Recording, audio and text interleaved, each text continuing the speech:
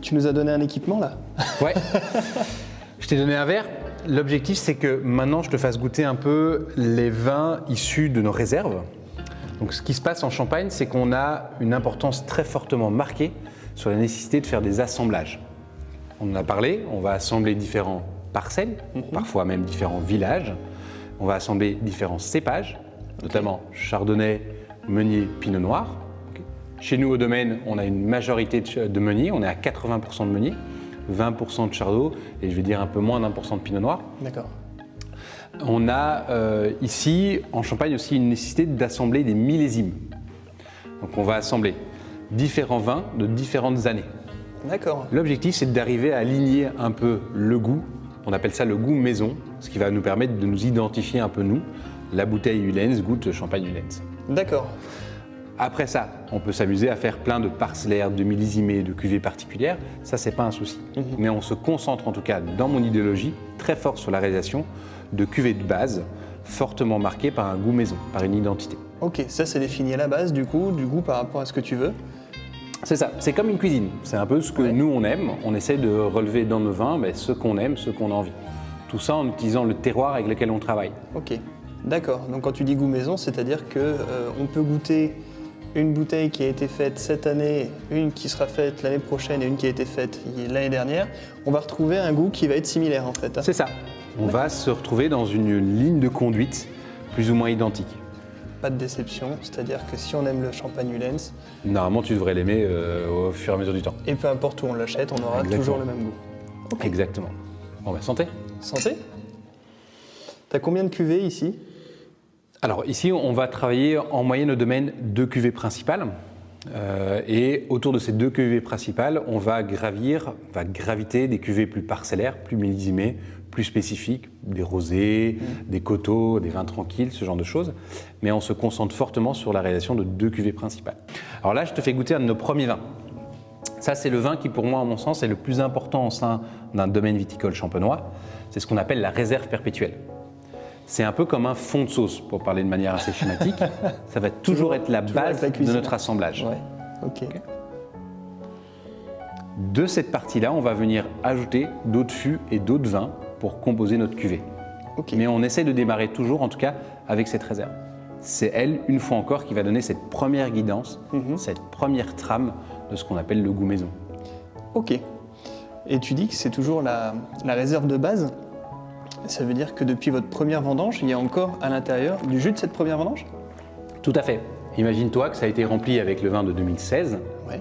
On a pris ce qu'on voulait, on a rajouté 17. On a pris ce qu'on voulait, on a rajouté 18. On a pris ce qu'on voulait, on a rajouté 19. Et là, on est en 2025, on vient tout juste de rajouter le millésime 2023 à l'intérieur. Ok. Pourquoi? Parce qu'au domaine, nos vins font un vieillissement et un élevage en fût assez long. C'est des vins qui vont faire un élevage minimum en fût, fermentation comprise, de 11 mois, voire en moyenne 18-24 mois. Donc on a des vins déjà bien marqués. D'ailleurs, moi j'aime bien parler de vin de champagne. Je parle très peu de champagne. Je parle beaucoup de vin de champagne. Ok. Je me focalise sur la réalisation d'un vin et de ce vin-là, je vais en faire une bulle. D'accord. Alors ça peut sembler très prétentieux pour un vigneron comme moi de parler de goût maison, mais c'est un peu ma ligne de conduite chez moi. J'ai vraiment vocation et mon rêve, c'est que mes cuvées soient composées à majeure partie de vins issus de réserve et non pas uniquement des vins du millésime actuel. Donc là, on vient goûter justement cet assemblage. Cet assemblage, cette réserve. C'est vraiment pour que tu comprennes qu'on a des arômes assez forts, on a des arômes assez prononcés. Alors, on est sur un vrai vin. On est dans une période froide ici aujourd'hui. On vient démarrer sur la saison, on va rentrer au mois de mai. Les vins commencent un peu à reprendre vie. Ils étaient dans un mode un peu d'hibernation sur toute la période hivernale, assez retenus par le froid, et ils vont reprendre un peu vie petit à petit, les arômes vont se développer. C'est à partir de maintenant va se jouer pour nous toute la notion d'assemblage. Donc dès aujourd'hui, on va devoir attaquer les choses sur 2 plans différents. Le premier plan, ça va être à la vigne, avec les premières pluies qui tombent d'ailleurs aujourd'hui. On va devoir commencer nos premiers traitements pour se protéger des maladies, mais on va devoir commencer surtout aussi les premières dégustations de vin clair en prédiction de notre futur assemblage. Objectif, d'amener le raisin à sa meilleure qualité, par le travail à la vigne, mais objectif aussi, vider tous les fûts et les mettre en bouteille avant la première vendange. Je vais te faire goûter maintenant un vin sous 2 formes d'élevage différents. Donc ce que je te propose, c'est qu'on aille goûter 2 vins issus du même pressoir, de la même parcelle, de la même vendange et du même millésime, mais dans 2 contenants différents. Ok. Et si tu veux, on peut même essayer de les assembler. Ah, carrément. Ça marche ? Allez. Alors, ce que je voudrais que tu fasses comme exercice, c'est que je vais te faire goûter 2 contenants différents. Ok. Donc on va goûter exactement la même parcelle, exactement le même cépage, exactement le même pressoir, exactement le même millésime. La seule différence, ça va être le contenant. Ok. Je ne veux pas que tu te focalises trop à essayer de me donner des définitions d'arômes que tu vas avoir pour chaque contenant. L'objectif est plutôt de te montrer ce que c'est d'allier 2 choses très différentes. Donc ici, on est sur le Clos de Marzilly, en millésime 2022, sur un 100% meunier.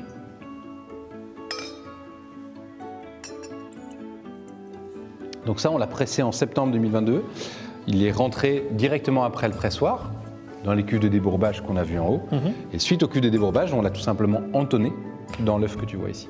D'accord. Je t'invite à me suivre et on va aller voir l'autre fût de l'autre côté, que tu comprennes un peu l'impact.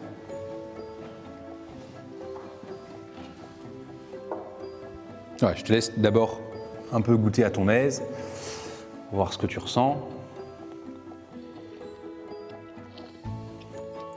D'accord. Donc tu as ici une définition première du meunier, Ok. qui est une définition du meunier issue d'un travail en grès. Mais je veux que tu essayes de trouver un peu derrière une trame, ou en tout cas une composante.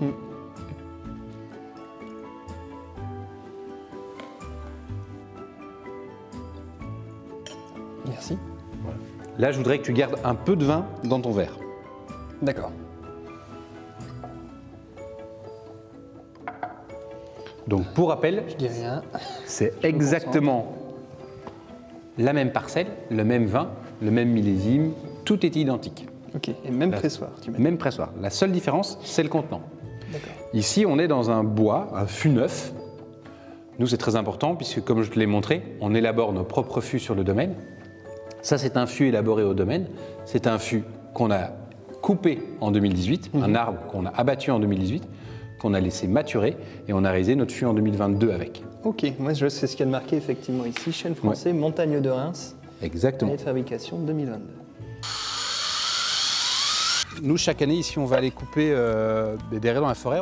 Sur le parc, on a à peu près 32 hectares de forêt. Ok. Chaque année, au mois de janvier, on va aller abattre 2 à 3 chênes. On va choisir les chênes en fonction de leur typicité de sol. Donc, D'accord. on veut rester, comme ce qu'on a vu à la vigne tout à l'heure, sur des chênes issus de sol de sable. Et on va sélectionner 2 à 3 chênes chaque année au mois de janvier, dès que la sève est bien présente dans les racines, Ok. pour pouvoir aller recouper des douelles, enfin ce qu'on appelle des grumes d'abord, et élaborer ici avec la tonnerie de Champagne juste à côté de chez nous, nos propres fûts. Ok. Et là, je te montre un peu ce qui va servir à élaborer les fûts qu'on verra à la cave tout à l'heure. Ce sont des douelles qui vont sécher. On les laisse sécher 3 à 5 ans sur le domaine. Ok. La douelle, c'est ce petit format, c'est ça hein C'est ça. D'accord. C'est avec ça qu'on va élaborer les fûts, Ok. tout simplement.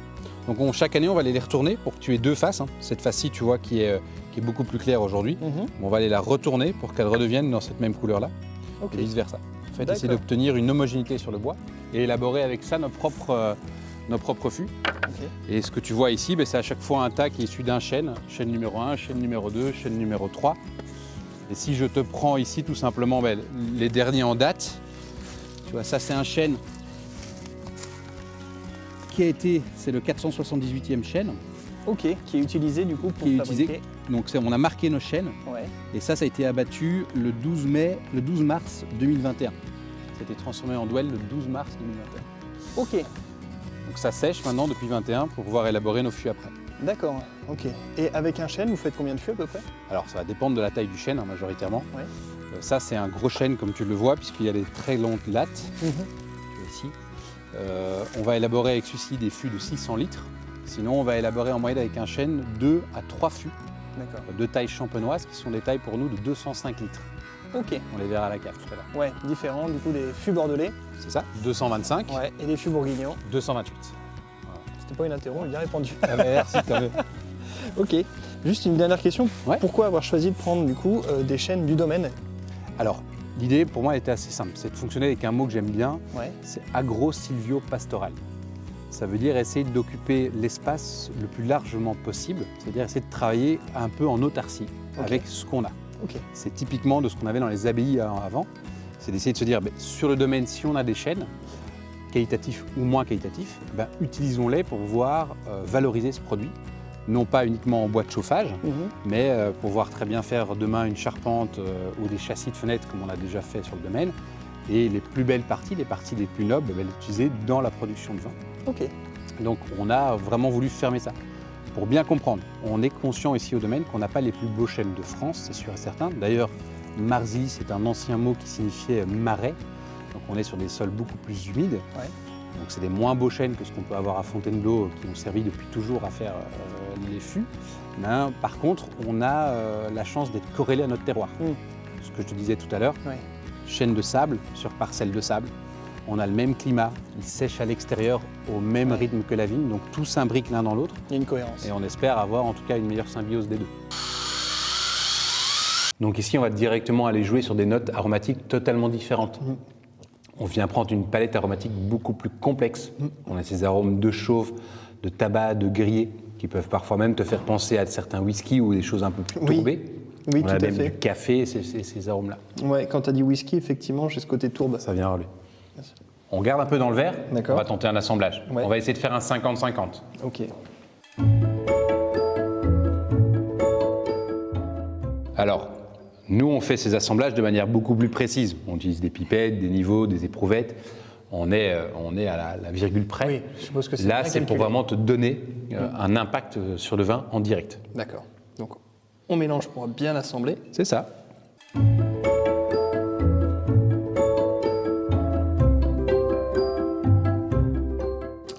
C'est marrant de faire l'exercice parce que tu sens vraiment les marqueurs que j'ai repérés tout à l'heure dans l'œuf en grès, qui sont quand même un peu plus fruités, presque un peu pétillants, j'ai trouvé. Mais derrière, on a la complexité du vin qui a vieilli en fût, qui arrive après, derrière, justement, sur la rétro-olfaction.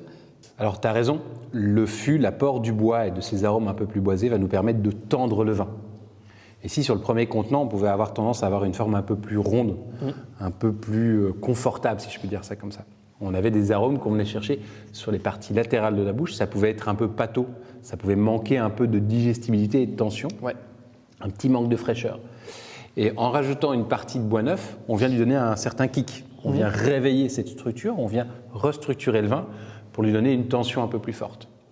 De cette tension, on a gagné aussi une possibilité d'élevage du vin sur latte beaucoup plus grande.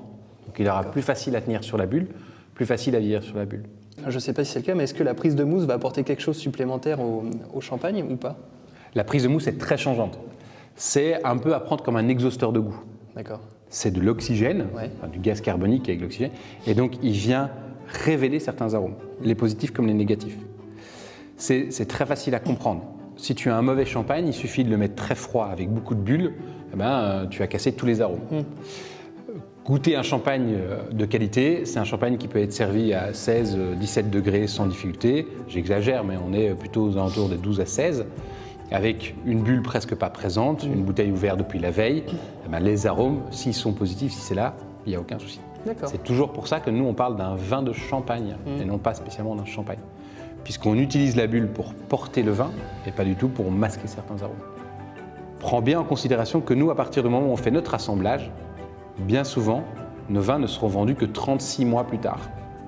Donc on pourrait faire une erreur d'assemblage 3 fois d'affilée avant d'avoir le résultat de notre assemblage.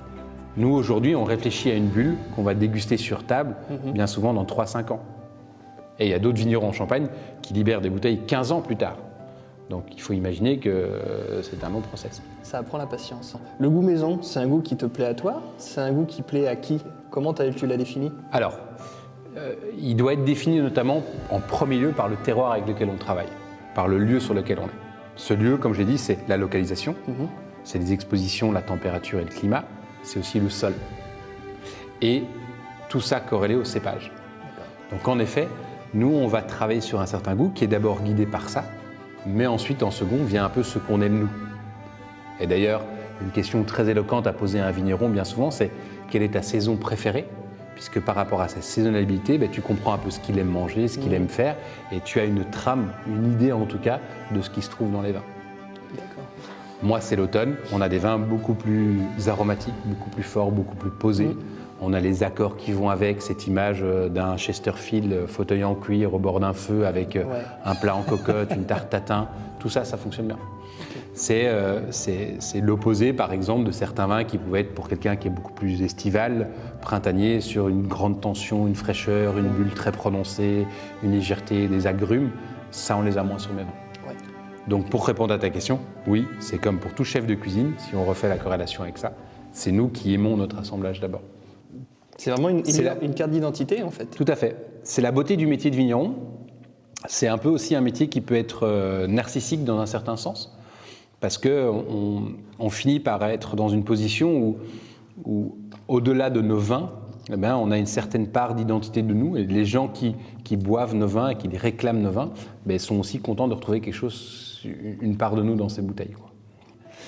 Moi, j'explique souvent aux amis en disant notre métier, en tout cas de vigneron, c'est un métier très complexe, dans un sens où on va être jugé sur un process qui peut durer parfois 4-5 ans.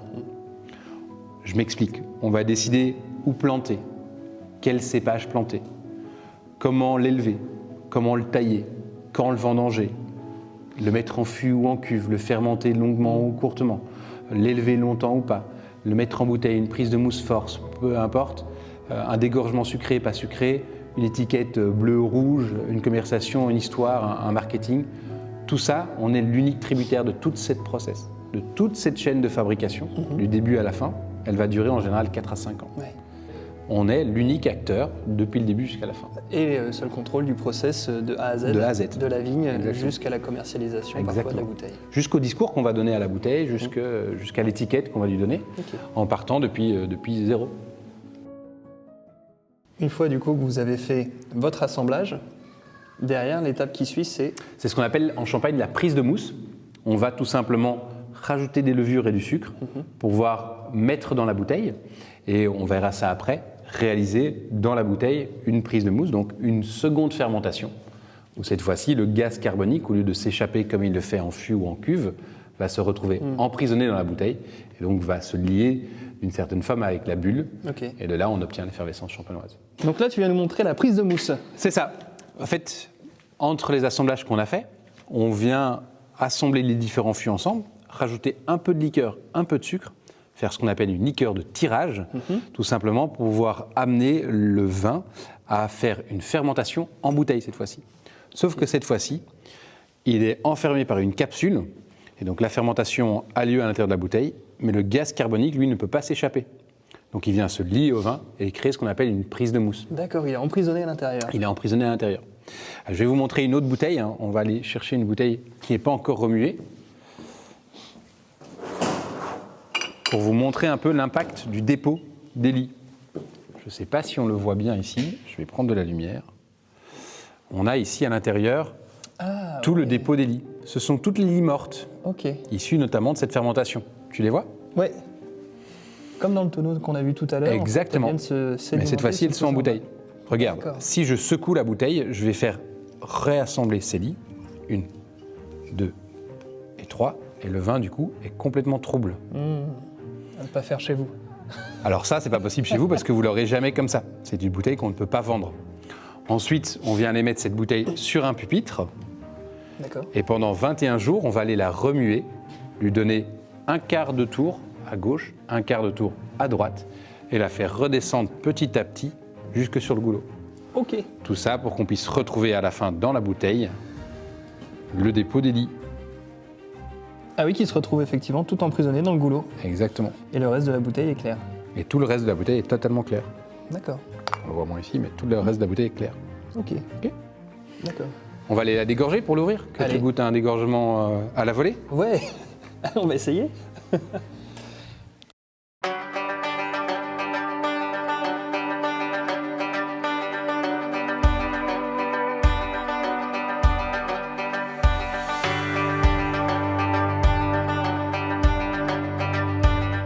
Dégorger la bouteille, on va utiliser la pression présente dans la bouteille pour expulser le dépôt.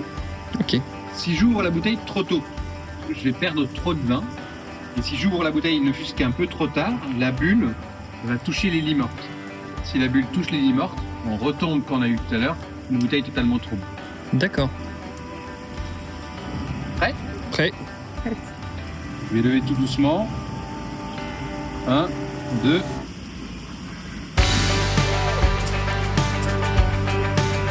voilà. Énorme. Génial. Et là, on voit les lies mortes Qui sont dans le bouchon. qui sont dans le bouchon.